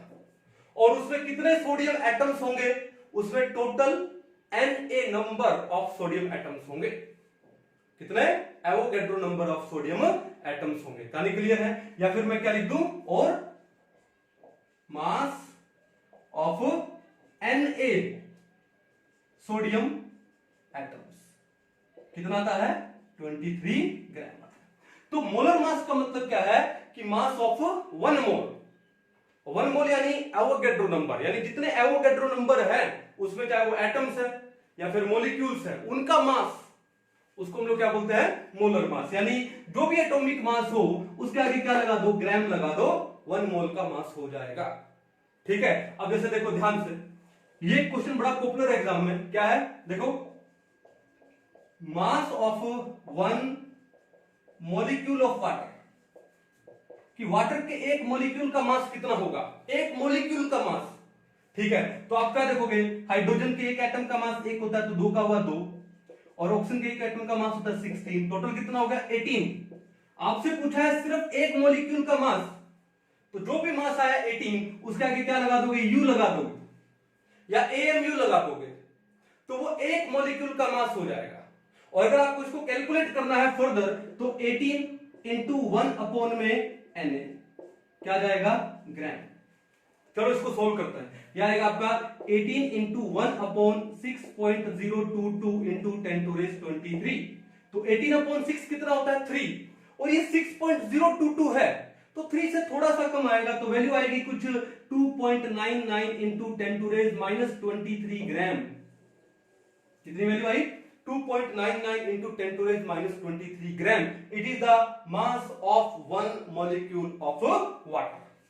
लेकिन अगर आपसे पूछे कि mass of 1 mole of water, 1 mole of water, तो 1 mole का मतलब क्या है, इन्होंने Avogadro number of water molecules लिए हैं, यानी Na वाटर मॉलिक्यूल्स लिए हैं। तो आप क्या काम करोगे, जो भी मास है 18 है उसके डायरेक्ट आगे क्या लगा दोगे ग्राम, दैट्स इट, हो गया। तो ये जो 18 ग्राम आया है that is the molar mass of water, वो वाटर का क्या है मोलर मास है। जो 18U लिखा है that is the mass of 1 molecule of water, जो 23 ग्राम लिखा है that is the molar mass of sodium, और अगर 23U लिखूंगा that is the mass of 1 atom of sodium. ये बात समझ आ गई, कोई दिक्कत नहीं है। चलो थोड़ा और एग्जांपल लेंगे, देखो ध्यान से। ओके चलो हम बात करते हैं किसकी, सल्फ्यूरिक एसिड की। सल्फ्यूरिक एसिड का फॉर्मूला क्या है H2SO4, क्या फॉर्मूला है H2SO4। बात करेंगे किसकी HNO3 की, बात करेंगे किसकी HCl की। ये वो एसिड है जो लैब में हम most of the time use करते हैं। ठीक है, क्या लिखा मैंने H2SO4, क्या लिखा मैंने HNO3, क्या लिखा मैंने HCl। अब ये जो H2SO4 है इसके एक मॉलिक्यूल का मास निकालना है। ठीक है, तो क्या लिखा मैंने मास ऑफ 1 मॉलिक्यूल, तो कैसे निकालूंगा, देखो एक हाइड्रोजन का 1, 2 का 2, सल्फर का होता है 32, ऑक्सीजन का 16, तो 4 का हो गया 64, 64 प्लस 32 प्लस में 2 टोटल आएगा 98, और उस 98 के आगे मैंने क्या लगा दिया U, तो क्या हो गया मास of 1 molecule of sulphuric acid. ठीक है, अब U को आगे सोल्व कर सकते हो, U क्या होता है 1 में Na। ठीक है, जो भी वैल्यू आए ग्राम में लिख दो। ओके, अब मेरे को निकालना है क्या मास of 1 mole of sulphuric acid या सल्फ्यूरिक एसिड का मोलर मास, या सल्फ्यूरिक एसिड का मोलर मास। डायरेक्ट लिख देता हूं यहां पे मोलर मास। तो मेरे को क्या करना है, ये जो मास है 98, उसके आगे मैंने क्या लगा दिया, ग्राम लगा दिया। क्या लगा दिया, ग्राम। सो 98 gram is the mass of 1 mole molecule of sulfuric acid, यानी Avogadro number molecules of sulfuric acid का मास कितना होगा, 98 ग्राम होगा। क्लियर है। चलो HNO3 में आ जाते हैं। HNO3 में मास of 1 molecule, mass of 1 molecule। अब देखो एक मोलिक्यूल के मास को हम लोग क्या लिखते हैं, मोलिकुलर मास बोल सकते हैं ना। तो इसका जो मोलिकुलर मास है, इसका जो मोलिकुलर मास है किसका, HNO3 का, वो कितना होगा, देखो हाइड्रोजन का 1 है, नाइट्रोजन का 14 है, एक ऑक्सीजन का 16 है, तो 3 का कितना हुआ, 48 हुआ। 48 प्लस में 14 कितना आएगा, 62। 62 प्लस में 1 कितना आएगा, 63। और आगे लगा दूंगा U, तो क्या हो गया, ये इसका मोलिकुलर मास हो गया, मास ऑफ 1 मोलिक्यूल। लेकिन मेरे को निकालना है मास ऑफ 1 मोल मोलिक्यूल, यानी मोलर मास। क्या बोलेंगे उसे, मोलर मास। तो इसी मास को 63 को आगे मैं क्या लगा देने वाला हूं, ग्राम लगा देने वाला हूं, तो उसका मोलर मास हो गया किसका, HNO3 का। किसका, HNO3 का। अभी कहानी आई किसकी, HCl की। ओके, तो HCl का मोलिकुलर मास, यानी HCl के एक मोलिक्यूल का मास कितना हो जाएगा, हाइड्रोजन का 1 और क्लोरीन का भी थोड़ी देर पहले निकाला है। एवरेज एटॉमिक मास कितना होता है, 35.5। 35.5 टोटल कितना हो गया, 36.5। आगे लगा दिया U, तो क्या हो गया, मास ऑफ 1 मोलिक्यूल। और यही हमने अगर एक मोल मोलिक्यूल का मास लेंगे HCl का, तो उसको क्या बोलेंगे, मोलर मास। क्या बोलेंगे, मोलर मास। इसी मास को 36.5 को आगे क्या लगा दो, ग्राम लगा दो, तो ये मास ऑफ 1 मोल मोलिक्यूल हो जाएगा किसका, HCl का, जिसको हम लोग क्या बोलते हैं, मोलर मास बोलते हैं। क्या बोलते हैं उसको, मोलर मास। कितना सिंपल है। चलो और बहुत सारे एग्जांपल लेंगे। जैसे मान लो आपके सामने क्या हो, आपको दे दिया कैल्शियम कार्बोनेट, CaCO3 दे दिया जाए, ठीक है। अब कैल्शियम कार्बोनेट का मैं क्या निकालू, सबसे पहले मोलिकुलर मास निकाल, मोलिकुलर मास। तो कैल्शियम का होता है 40, कार्बन का होता है 12, एक ऑक्सीजन का होता है 16, तो 3 का होगा 48। कितना होगा, 48। 48 प्लस 12 60, 60 प्लस 40 100। तो भैया ये आपके पास आ जाएगा 100। और आगे मैंने क्या लगा दिया, U। तो 100U या 100 unified mass is the molecular mass of calcium carbonate, यानी mass of 1 molecule of calcium carbonate. लेकिन 1 मोल मोलिक्यूल का निकालना हो तो उसे हम लोग क्या बोलेंगे, मोलर मास। और उस 100 के आगे मैं क्या लगा दूंगा, ग्राम लगा दूंगा। तो 100 gram is the molar mass of calcium carbonate, molar mass of calcium carbonate. कर पाओगे, कोई दिक्कत नहीं है, ठीक है। और भी बहुत सारे एग्जांपल ले सकते हो। जैसे मान लो सोडियम हाइड्रोक्साइड ले लिया, बेस। अब सोडियम का कितना होता है, 23 होता है, ऑक्सीजन का 16, हाइड्रोजन का 1, टोटल कितना हो गया, 40। अब इस 40 के आगे अगर मैंने U लगा दिया तो एक मॉलिक्यूल का मास हो जाएगा 40U। और अगर इस 40 के आगे मैंने क्या लगा दिया, ग्राम लगा दिया, तो 1 मोल मॉलिक्यूल का मास हो जाएगा, यानी मोलर मास हो जाएगा, molar mass of sodium hydroxide. कितना, 40 ग्राम। कितना, 40 ग्राम। कहानी समझ आई, कोई दिक्कत नहीं। ये सारे हमारे यूज होने वाले हैं आने वाले टाइम में, आने वाले टाइम में सारे ये यूज होने वाले हैं। तो मोल कॉन्सेप्ट धीरे धीरे समझ आ रहा है। तो एक काम करो, इसको एक बार नोट डाउन करो, फिर हम लोग आगे बढ़ेंगे। अब देखो ये चीज समझ आ गई आप लोगों को। उसके बाद आपको एक टर्म मिलेगी हमेशा, कौन सी मिलेगी, ग्राम एटॉमिक मास या ग्राम मॉलिक्यूलर मास। अब ये टर्म क्या है वो हम लोग समझते हैं पहले, ठीक है। एक बार इसको मिटा दूंगा आपको। क्या बोला हम लोगों ने, ग्राम atomic mass and gram molecular mass. चलिए, तो कंफ्यूज होने की जरूरत नहीं है। क्या बोला हम लोगों ने, ग्राम एटॉमिक मास, ठीक है। तो ग्राम एटॉमिक मास का मतलब क्या है, when atomic mass is expressed in gram, तो उसको हम लोग ग्राम एटॉमिक मास बोल देते हैं, ठीक है, जब एटॉमिक मास को हम ग्राम में एक्सप्रेस कर दे then that is known as what, gram atomic mass. अब देखो ध्यान से, मान लो एग्जांपल ले लेते हैं, जैसे सपोज करो कि आपको सोडियम ही दिया है, आपको कितना दिया है, सोडियम। अब सोडियम के 1 मोल का मास कितना होता है, 23, और उस 23 को अगर मैं ग्राम में लिख दूं तो वो उसका ग्राम एटॉमिक मास हो जाएगा। यानी जो हम लोग मोलर मास निकालते हैं उसी मोलर मास को हम लोग ग्राम एटॉमिक मास बोलते हैं या ग्राम मोलिकुलर मास बोलते हैं। अगर वो एटम की फॉर्म में है तो ग्राम एटॉमिक मास हो जाएगा, अगर वो मॉलिक्यूल की फॉर्म में है तो ग्राम मॉलिक्यूलर मास हो जाएगा। सिंपल, क्लियर है कहानी। तो ग्राम एटॉमिक मास का मतलब क्या हो गया, मास ऑफ 1 ग्राम एटम। अब आपके मान लो क्वेश्चन आ जाए, क्वेश्चन क्या है, what is the mass of 1 gram atom of, किसका ले, 1 ग्राम एटम ऑफ क्लोरीन ले लेते हैं, of chlorine. What is the mass of 1 gram atom of chlorine. Gram atom का मतलब क्या होता है, मोल एटम। ग्राम एटम का मतलब क्या होता है, मोल एटम, यानी मोलर मास की बात हो रही है। तो आप आंसर क्या दोगे, क्लोरीन का मास कितना है 35.5, आगे क्या लगा दोगे, ग्राम। तो क्लोरीन का 1 मोल का मास ले लो, और वो एटम में लिया है इसलिए 35.5 ग्राम। क्लियर है। सिमिलरली जैसे ग्राम एटॉमिक मास होता है वैसे क्या होता है, ग्राम मोलिकुलर मास। ठीक है, चलो ये भी समझ लेते हैं क्या है ये। तो ग्राम मोलिकुलर मास क्या होगा, when molecular mass is expressed in grams. देखो ध्यान से, क्या लिखा हम लोगों ने, ग्राम मोलिकुलर मास। ठीक है, क्या होता है, when this molecular mass it is expressed in grams, तो वो क्या हो जाता है, ग्राम मोलिकुलर मास हो जाता है। या फिर इसको हम लोग क्या बोल देंगे, मास ऑफ 1 ग्राम मॉलिक्यूल्स।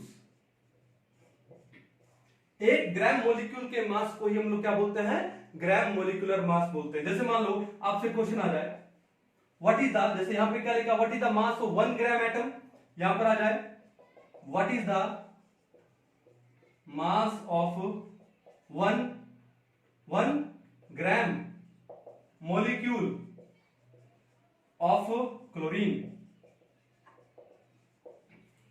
अब यहां पर मॉलिक्यूल की बात हो रही है और हमको पता है कि जो क्लोरीन है वो डायटोमिक फॉर्म में होती है, तो क्लोरीन का जो मॉलिक्यूल होगा वो कौन सा होगा, Cl2 होगा। यहां पर बात हो रही थी ग्राम एटम की, तो हमने क्या लिया, Cl लिया। यहां पर बात हो रही ग्राम मॉलिक्यूल की, तो हमने क्या लिया, Cl2 लिया। तो what is the mass of 1 gram molecule of chlorine, तो मॉलिक्यूल लेंगे Cl2 लेंगे, और Cl2 का वेट कितना होगा 35.5 इंटू में 2 यानी 71, तो ये आपका जाएगा 71, और आगे क्या लगा दोगे, ग्राम। क्या लगा दोगे, 71 gram. This is the answer. तो क्लोरीन का ये क्या है, मोलर मास है।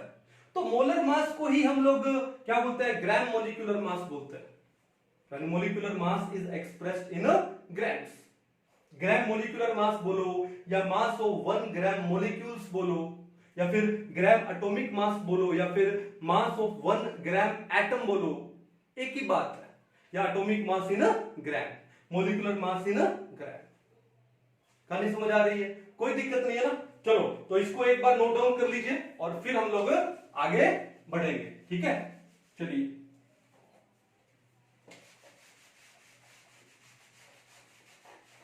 मिटा दूं।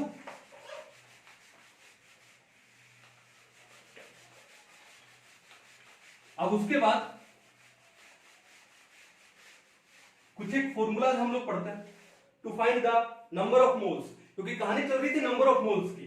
तो सबसे पहले देखो नंबर ऑफ मोल निकाल। नंबर ऑफ मोल को हम लोग लिखते हैं स्मॉल एन से। किससे लिखते हैं, स्मॉल एन से। तो नंबर ऑफ निकालने का फॉर्मूला सिंपल सा है, क्या, गिवन वेट या गिवन मास बाय में molar mass, given mass by में molar mass. Number of mole निकालने का सिंपल सा तरीका क्या, given weight by molar weight या फिर given mass by molar mass, एक ही बात है। अब मान लो इसके ऊपर एक क्वेश्चन हो जाए।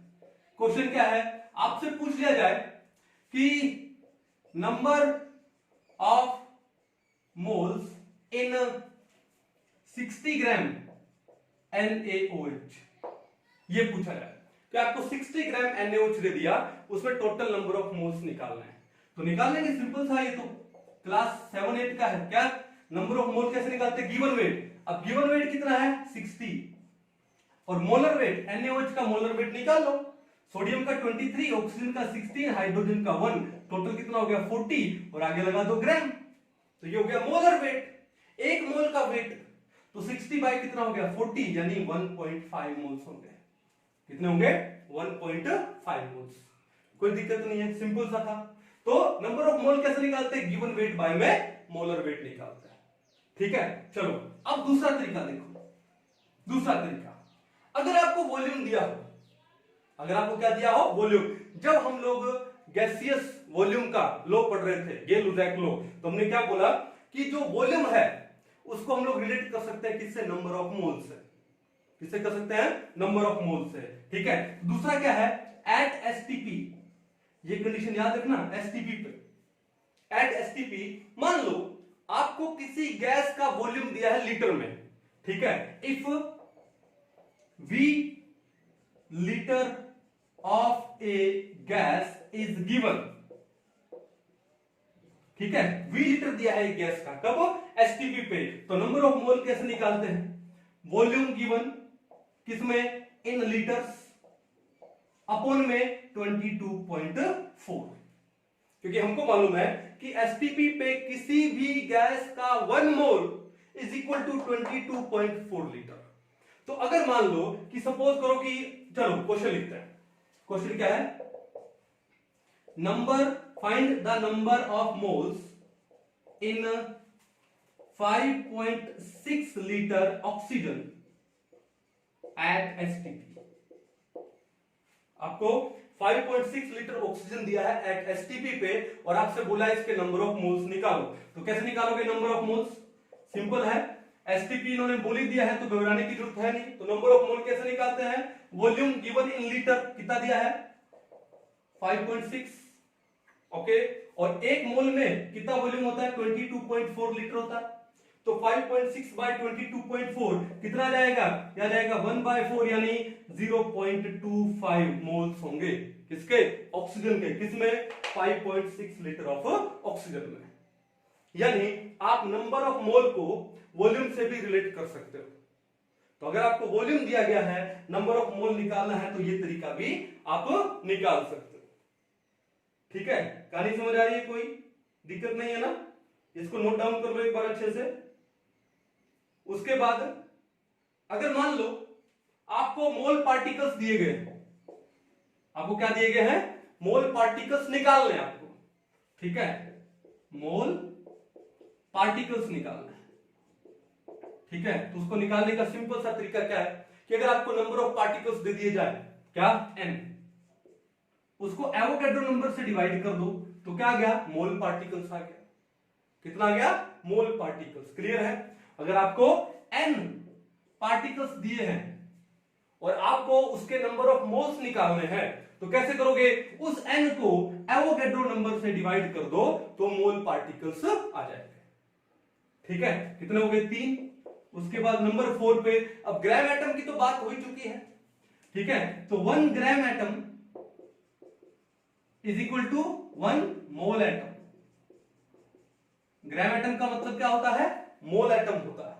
ठीक है, और ग्राम मोलिक्यूल का मतलब क्या होता है? 1 gram molecule is equal to 1 mole molecule की बात हो रही है, 1 मोल मोलिक्यूल की। अब ये जो मोल मोलिक्यूल है, ये जो ग्राम मोलिक्यूल है, इसके ऊपर एक बड़ा ही इंटरेस्टिंग सा क्वेश्चन करते हैं पहले हम लोग। ठीक है ना? चलो, ये समझ आ गया? इसको एक बार पोज करके उतार लो, फिर हम इसको एक क्वेश्चन करते हैं इसके ऊपर, ग्राम मॉलिक्यूल्स के ऊपर।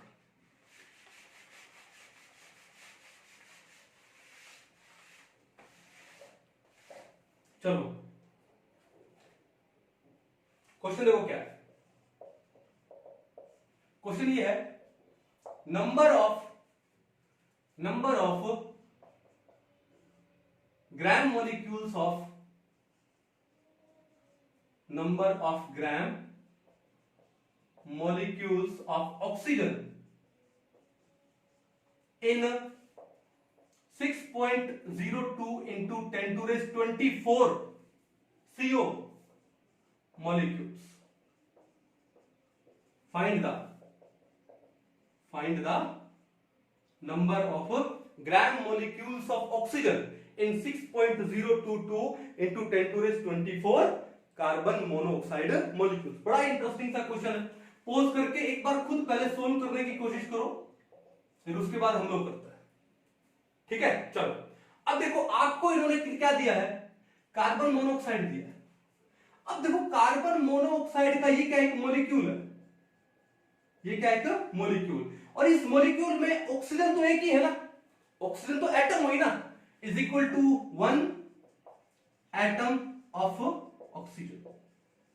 Means 1 molecule of carbon monoxide में ऑक्सीजन का सिर्फ क्या है, एक एटम है। लेकिन आपसे क्या पूछा है, number of gram molecules of oxygen. आपसे एटम नहीं पूछा है, आपसे मॉलिक्यूल पूछा है। अब ऑक्सीजन का एक मॉलिक्यूल का फॉर्मूला क्या होता है, O2, लेकिन आपके पास सिर्फ क्या है, O है। यानी एक एटम ऑक्सीजन का मतलब मैं लिख दूं कि हाफ मॉलिक्यूल ऑफ ऑक्सीजन, लिख सकता हूं ना, क्या लिख सकता हूं, हाफ मॉलिक्यूल्स ऑफ ऑक्सीजन। यानी O2 के एक मॉलिक्यूल में 2 एटम होते हैं, तो 2 एटम ऑक्सीजन मिलाता है एक मॉलिक्यूल, तो एक एटम ऑक्सीजन क्या बनाएगा, 1/2 मॉलिक्यूल बनाएगा, सिंपल। ठीक है, अब आपको ये कितने मॉलिक्यूल दिए हैं, आपको ये दिया है 6.02 into 10 to raise 24। कितने दिए हैं, 10 to raise 24। यानी अगर मैं इसको एवोगैड्रो नंबर में कन्वर्ट करूं तो एवोगैड्रो नंबर तो होता है 6.02 into 10 to raise 23, ये है 10 to raise 24, यानी 10 टाइम्स हो गया। तो आपको ये दिया है, यानी और आपको ये दिया है 10 Na। क्या दिया है, 10 Na।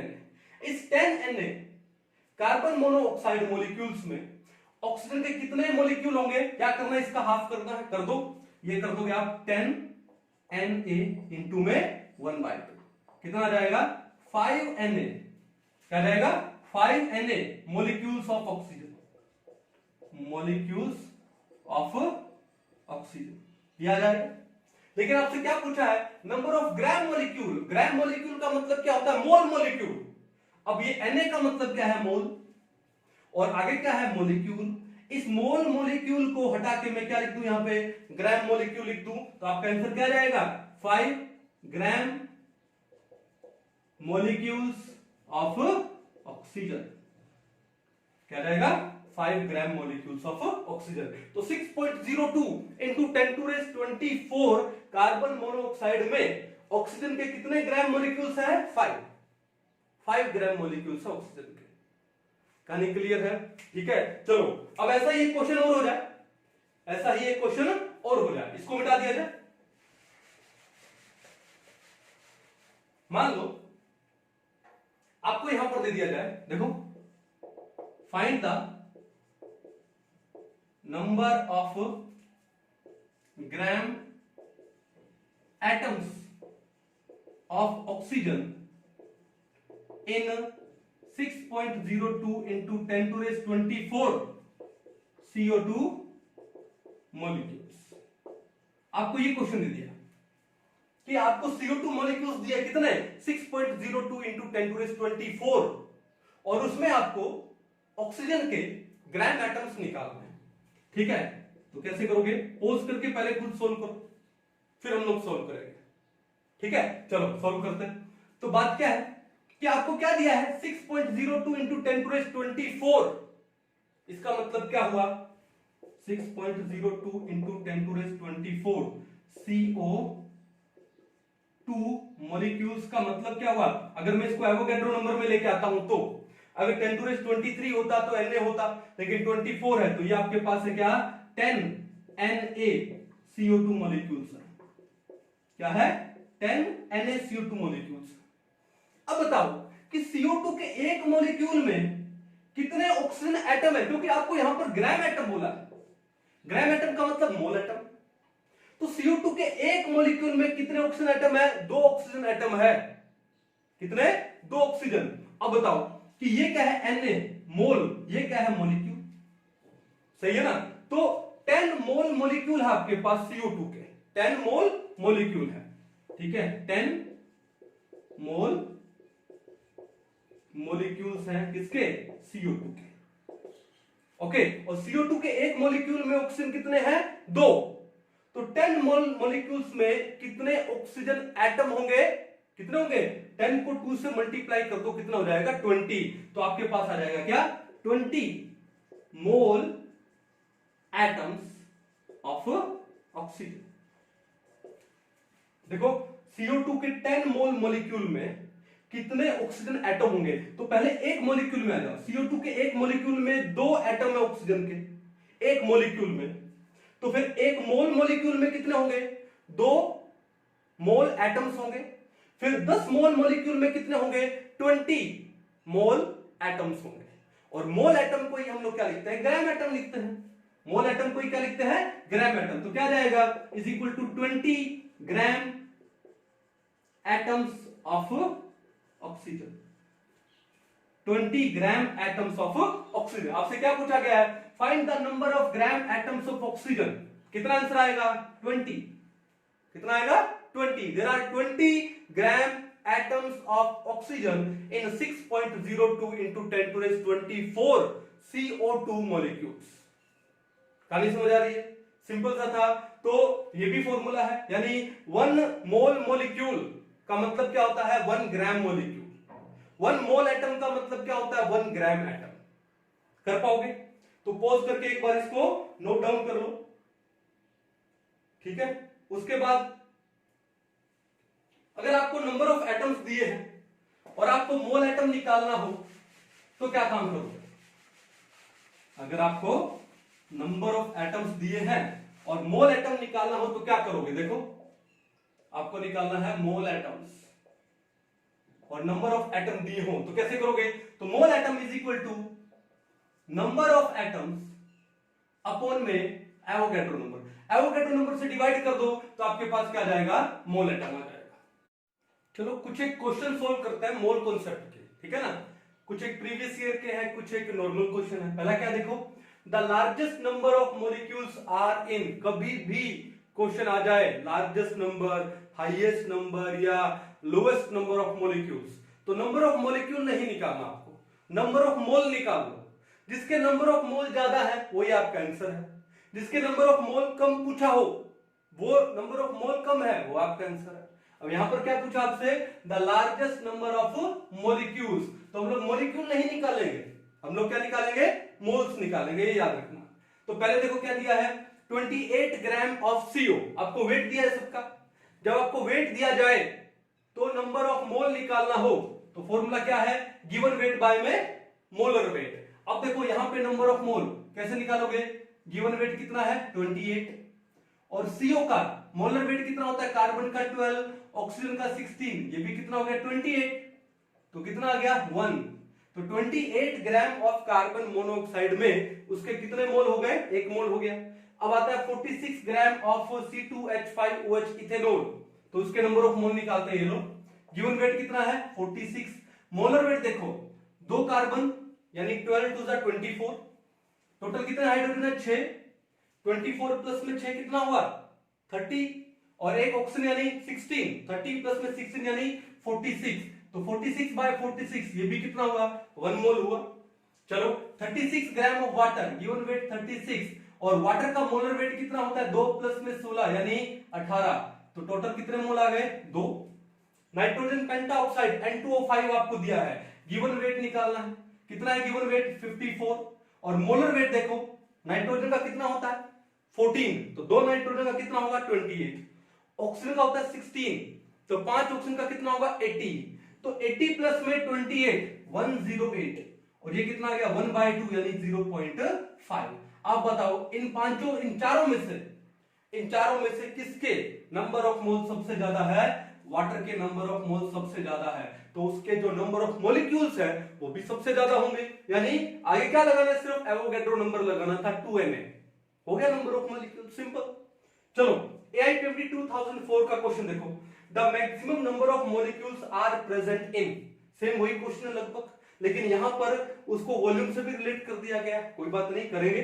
तो मैंने आपको क्या बोला कि अगर आपको वॉल्यूम दिया गया हो, नंबर ऑफ मोल निकालना हो, तो पहली कंडीशन क्या देखोगे, एसटीपी। तो आपको एसटीपी दिया गया है, तो एसटीपी दिया हो तो नंबर ऑफ मोल कैसे निकालते हैं, given volume in litre upon में 22.4 लीटर। तो पहले देखो नंबर ऑफ मोल कैसे आएगा, गिवन वॉल्यूम कितना है 5 लीटर, अपॉन में क्या हो जाएगा 22.4 लीटर। सोल्व करेंगे बाद में। यहां पे वेट दिया है H2 का, तो नंबर ऑफ मोल कैसे निकालेंगे, गिवन वेट कितना है 0.5 अपॉन में मोलर वेट, H2 का मोलर वेट कितना होता है 2, तो ये हो गया 0.5 बाय में 2। अब 0.5 को 2 से डिवाइड करोगे तो वैल्यू कितनी आएगी 0.25। 0.25 का मतलब क्या होता है 1/4, कितना होता है 1/4। चलो अब यहां पे दिया 10 ग्राम ऑफ O2, चलो गिवन वेट कितना है 10 और O2 का मोलर वेट कितना होता है 32, तो ये आपके पास आ रहा है 10/32। चलो नेक्स्ट में देखो 15 litre of H2, okay, given volume कितना है 15 और एसटीपी पे 1 मोल का वॉल्यूम कितना होता है 22.4 होता है। तो एक बार मैं अप्रोक्स में सोल्व करूं, मान लो एक बार मैं इसको 20 मान लेता, तो 5 3 जा और 5 4 जा, तो ये लगभग कितना हो जाता, लगभग होता 3/4। 3/4 का मतलब होता कितना 0.75 लगभग। अब बताओ ये है 0.25 और ये है लगभग 0.75, तो ज्यादा कौन सा हुआ, ये वाला हुआ, तो ऑप्शन नंबर 2 तो मैं एक बार रोंग कर दूं। अब ये 5 बाय में 22.4, यानी ये भी वैल्यू कम आएगी। अगर इसको मैं एक बार 20 मान लेता तो 5/20 1/4, तो ये भी क्या आता लगभग 0.25 आता। अब ये 10 बाय में 32 है, तो लगभग वैल्यू कितनी आती 1/3 0.33, तो ये भी क्या हो गया कम। तो आपका आंसर क्या आ गया ऑप्शन नंबर 4, यानी 15 litre of H2 at STP among these four will have the maximum number of molecules। कहानी समझ आ गई। चलो नेक्स्ट क्वेश्चन देखो, the number of neutrons in A drop of water at 4 degree Celsius. पहली बात तो कि 4 डिग्री सेल्सियस पे वाटर की डेंसिटी मैक्सिमम होती है, आने वाले चैप्टर्स में बड़े डिटेल में पढ़ेंगे हम लोग, ठीक है। लेकिन एक बार यहां पर मैं अज्यूम कर लेता हूं कि वाटर की जो डेंसिटी है 1 ग्राम पर ml है, ठीक है, ताकि मेरा क्वेश्चन जल्दी सोल्व हो जाए। कैसे देखो, नंबर ऑफ न्यूट्रॉन, तो पहले तो बताओ वाटर का फॉर्मूला क्या है H2O। H2O के एक मॉलिक्यूल में कितने न्यूट्रॉन होते हैं वो निकाल लेते हैं। तो हाइड्रोजन में कोई न्यूट्रॉन होता है नहीं, ठीक है, तो फिर किसमें होंगे न्यूट्रॉन, ऑक्सीजन में होंगे। कितना होता है एटॉमिक नंबर 8, ठीक है, और उसका एटॉमिक मास कितना है 16। अब 16 में 8 तो प्रोटॉन और 8 ही क्या है न्यूट्रॉन, तो वाटर के एक मॉलिक्यूल में 8 न्यूट्रॉन होते हैं। कितने न्यूट्रॉन्स होते हैं 8। तो एक काम करो कि इन्होंने क्या बोला था, number of neutrons in A drop of water, water की एक ड्रॉप में कितने न्यूट्रॉन होंगे, तो वाटर की एक ड्रॉप में नंबर ऑफ वाटर मॉलिक्यूल्स निकाल लेते हैं और उसको 8 से मल्टीप्लाई कर देंगे तो नंबर ऑफ न्यूट्रॉन आ जाएगा। अब वो कैसे निकाले देखो, इन्होंने बोला 20 ड्रॉप इक्वल टू 1 ml, तो हमको ये पता है कि वाटर का वेट कितना 18, उस 18 को मैं ग्राम में लिख दूं, उस 18 को क्या लिख दूं मैं ग्राम में लिख दूं, तो कितना हो जाता है, उसमें कितने वाटर मॉलिक्यूल आते हैं, Na मॉलिक्यूल्स आते हैं वाटर के, कितने मॉलिक्यूल्स आते हैं, एवोगैड्रो नंबर मॉलिक्यूल आता है, ठीक है। तो हमको पहले वाटर के मॉलिक्यूल निकालने हैं। चलो अब बात यह है, मैंने क्या बोला, एक बार मान लेते कि जो वाटर की डेंसिटी है वो 1 ग्राम पर ml है, तो 1 ml का मतलब क्या हो गया, उसका 1 ग्राम हो गया, ओके। तो 20 ड्रॉप मिलकर कितना बना रही है, 1 ग्राम बना रही है। तो बात यह है कि 18 ग्राम वाटर में कितने मॉलिक्यूल्स है, Na मॉलिक्यूल्स है, ठीक है। तो हमको चाहिए एक ड्रॉप, 20 ड्रॉप बना रही है 1 ग्राम, तो एक ड्रॉप में कितने ग्राम होगा, 1/20 ग्राम होगा कि नहीं होगा, होगा ना। तो 18 ग्राम में Na मॉलिक्यूल्स है, तो 1 ग्राम में कितना हुआ, Na अपॉन में 18 हुआ, और 1/20 ग्राम में कितना हुआ, ये आपका हो गया कितना, Na बाय में 18 इंटू 1 बाय में 20। ये क्या आ गया आपके पास, ये टोटल नंबर ऑफ मॉलिक्यूल्स आ गए उसकी एक ड्रॉप में, ओके। और हमको क्या निकालना है, न्यूट्रॉन। तो वाटर के एक मॉलिक्यूल में कितने न्यूट्रॉन होते हैं 8, और ये आ गया आपके पास टोटल नंबर ऑफ मॉलिक्यूल्स, इसको 8 से मल्टीप्लाई कर दो, ये क्या आ जाएगा, टोटल नंबर ऑफ न्यूट्रॉन्स आ जाएगा। अब इसको सोल्व कर लेते हैं। अब द Na की वैल्यू कितना होता है, 6 इंटू 10 टू रेज 23, एक बार 6 ले लेता हूं। अब देखो ध्यान से, 6 1 जा 6 3 जा, हो गया 4 2 जा 4 5 जा, क्या बचा ऊपर 2, नीचे क्या बचा 15, ठीक है।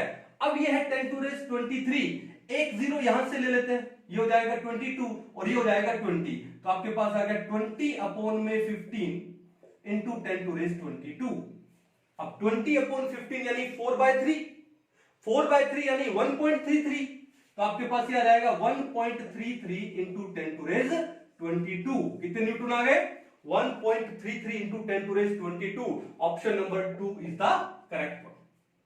कहानी समझ आ गई कैसे करते हैं। चलो नेक्स्ट क्वेश्चन देखो, नीट 2018 में आया वाटर के ऊपर, वो भी in which case is the number of molecules of water maximum. पहला क्या बोला है 18 ml, तो आपको ये तो पता ही होना चाहिए कि वाटर का डेंसिटी क्या होता है 1 ग्राम पर ml। वाटर का 1 ml इज इक्वल टू 1 ग्राम, तो 18 ml इज इक्वल टू 18 ग्राम, यानी ये है आपका 18 ग्राम वाटर। 18 ग्राम वाटर का मतलब क्या हुआ 1 मोल, क्या हुआ 1 मोल। तो आप क्या निकालो, सिर्फ नंबर ऑफ मोल्स निकालो इसके। जब भी पूछा जाए मॉलिक्यूल्स मैक्सिमम है मिनिमम है, तो मॉलिक्यूल नहीं निकालो, क्या निकालो नंबर ऑफ मोल्स निकालो। फिर बोलता है 0.18 ग्राम ऑफ वाटर, तो 0.18 ग्राम ऑफ वाटर में कितने मोल हुए 0.01, क्यों 18 ग्राम में 1 मोल होता है, तो 0.18 में कितना हो जाएगा, हो जाएगा 0.01 मोल हो जाएगा। तो इसका मतलब दूसरा तो गलत हो गया, क्योंकि पहला है 1, दूसरा है 0.01, और आपसे पूछा है क्या नंबर ऑफ वाटर मैक्सिमम, तो पहला करेक्ट हो सकता है, दूसरा रॉन्ग हो गया। अब देखो इतने litre of water vapours at 1 atm and 273 kelvin, ये कौन सी कंडीशन दे रहा है आपको, एसटीपी वाली कंडीशन दे रहा है, और वाटर वेपर्स बोला यानी गैस हो गया। एसटीपी पे किसी भी गैस का 1 मोल कितना होता है 22.4 लीटर होता है, लेकिन आपको कितना दिया है 0.00224 लीटर दिया है।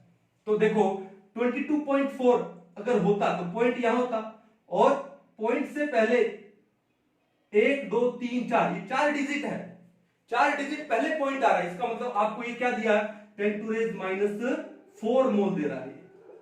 कितना मोल दे रहा है 10 टू रेज -4 मोल, ये तो और भी कम है, हटा दो इसको भी। अब अगला कौन सा है 10 टू रेज -3 मोल, ये तो उन्होंने डायरेक्ट मोल दे दिया, ये भी कम है। तो सबसे ज्यादा किसमें नंबर ऑफ वाटर मॉलिक्यूल्स होंगे, ऑप्शन नंबर 1 में होंगे 18 ml ऑफ वाटर में। तो देखा आपने बड़े ही बेसिक से क्वेश्चन है, ठीक है। मोल कॉन्सेप्ट हमने थोड़ा सा पढ़ने की कोशिश की है।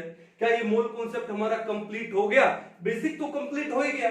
अब इसके बाद डिपेंड करता है प्रैक्टिस, जितने ज्यादा क्वेश्चन आप प्रैक्टिस करोगे ना, उतना ही धीरे धीरे ये मोल कॉन्सेप्ट आपका क्या होता जाएगा, स्ट्रॉन्ग होता जाएगा। तो बेसिक फॉर्मूला आपको बताना था कि मोल आया कहां से, ये वैल्यू कहां से आई, एटॉमिक मास यूनिट क्या होता है, एक्चुअल मास क्या होता है, रिलेटिव मास क्या होता है, ठीक है, मॉलिक्यूलर मास क्या है। ये जो बेसिक बातें जो आपको बतानी थी, ठीक है, वो मैंने आपको बता दी। 2-4 हमने क्वेश्चन भी करके देखे हैं। अब क्वेश्चन देखा जाए तो अलग अलग बुक्स में आपको डिफरेंट टाइप के क्वेश्चन मिलेंगे, 100 से लेकर के 1000-1500 तक क्वेश्चन मिलेंगे। अब वो 1000-1500 क्वेश्चन तो हम लोग यहाँ पे कर नहीं सकते, तो मेरा आपसे है कि अब आप इसका कीजिए प्रैक्टिस शानदार, और आने वाले चैप्टर्स में फिर हम लोग मोल कॉन्सेप्ट को लेकर धीरे धीरे जो भी टॉपिक आता जाएगा हम लोग सोल्व करेंगे, ताकि आपका ये मोल कॉन्सेप्ट का जो डर है वो बिल्कुल खत्म हो जाए। आई समझ बात में? तो आई होप आपको आज का ये टॉपिक बड़ा ही सिंपल लगा होगा, ठीक है। और अगर आपको अच्छा लगा है तो इसको लाइक कीजिए और अपने दोस्तों में शेयर कीजिए, और अगर आपने अभी तक सब्सक्राइब नहीं किया है तो इसको सब्सक्राइब करो और बेल आइकन को दबा दो, ताकि सबसे पहले वीडियो आपके पास आए। तो मिलते हैं नेक्स्ट लेक्चर में, तब तक के लिए थैंक यू।